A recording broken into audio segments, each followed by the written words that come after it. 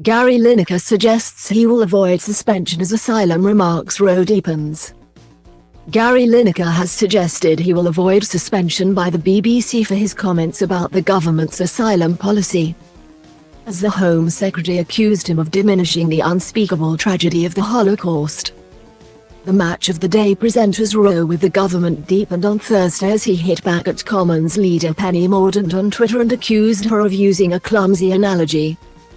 Lineker is facing criticism from members of the Conservative Party after comparing the language used to launch the new policy with 1930s Germany. The BBC has said it is taking the matter seriously and expects to have a frank conversation with Lineker.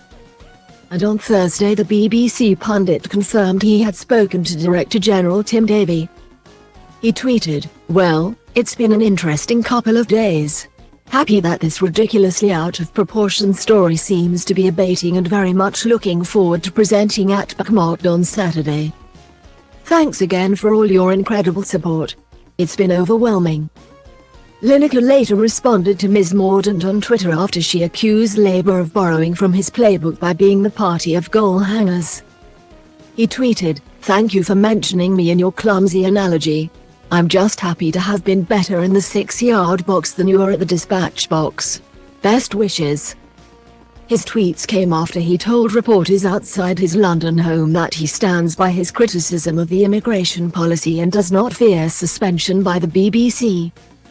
Speaking on the BBC's Political Thinking podcast, Home Secretary Suella Braverman said flippant analogies linked to her asylum policy like the one used by Lineker diminishes the unspeakable tragedy of the Holocaust.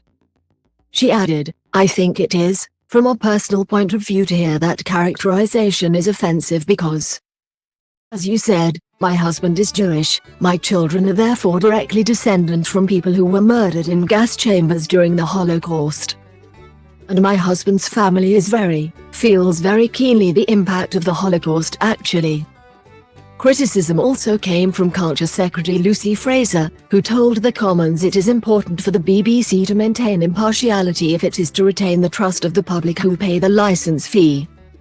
Gregory Campbell, DUP MP for East Londonderry, called for lefty Lineker to face a salary reduction.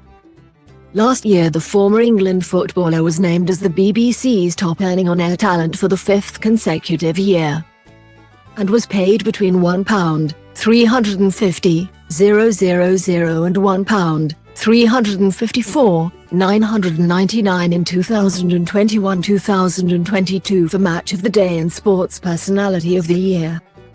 However, support has come from media figures including Piers Morgan and Sky News commentator Adam Bolton, who said he thought Lineker was entitled to say what he likes on Twitter because he is not a political reporter.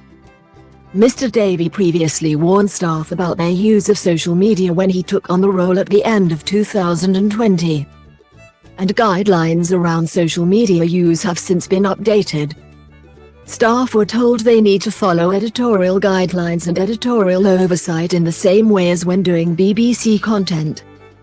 Lineker is a freelance broadcaster for the BBC, not a permanent member of staff, and is not responsible for news or political content, so does not need to adhere to the same rules on impartiality. The row was sparked by Lineker's response on Twitter to a Home Office video in which Ms. Braverman unveiled the government's plans to stop migrants crossing the channel on small boats.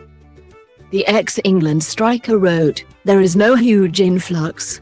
We take far fewer refugees than other major European countries. This is just an immeasurably cruel policy directed at the most vulnerable people in language that is not dissimilar to that used by Germany in the 30s. The BBC did not have an immediate comment. A representative for Lineker declined to comment further.